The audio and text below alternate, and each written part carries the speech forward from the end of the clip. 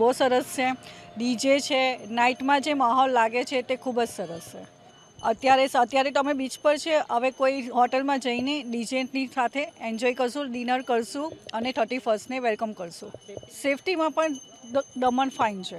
એમાં કોઈ ઇસ્યુ નથી, કોઈ ક્રાઇમ નથી, એવું કશું નથી. સેફ ઝોન છે. બહુ જ સારું લાગે છે. It feels like we are in next Goa. ગોવાથી પણ સારું થઈ ગયું છે. હવે અહીંયા બહુ બધી ડેવલપમેન્ટ થઈ ગઈ છે. એટલું સારું વોટર સ્પોર્ટ્સ, બીજી એક્ટિવિટીઝ, બર્ડ વોચિંગ, બચ્ચો માટે ગાર્ડન્સ છે, ફોર્ટ છે. અહીંયાનું રોડ્સ ને બધું એટલું ડેવલપ કર્યું છે કે આપણે વોકિંગ પણ જઈએ રાતના વગેરે તો એકદમ સારું લાગતું રહે છે. બીજું ગ્રીનરી, પછી વોટર સ્પોર્ટ્સ બહુ જ સારું છે. આપણા ગુજરાતમાં શું કહે કે દમણ બેસ્ટ પ્લેસ છે બધી રીતે. એટલે નજીકમાં આવી વસ્તુ તો મોકો ચૂકાય નહીં, લેવો જોઈએ આપણે ઓપોર્ચ્યુનિટી. ફરવા માટે ઘણું સારું છે.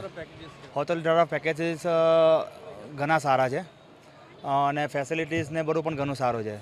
सुपर्ब माहौल है और इतना अच्छा क्लाइमेट है कि ऐसा फील हो रहा है कि यहाँ पे ही स्टे करें. 31st के हिसाब से हम आए हैं कि इधर इधर की लाइटनिंग, इधर का माहौल, इधर का वातावरण इतना अच्छा लगा. Greenery with lights with everything, DJ, सब कुछ हमें इतना पसंद आया है कि ऐसे लग रहा है कि और 2 दिन एक्सटेंड कर ले.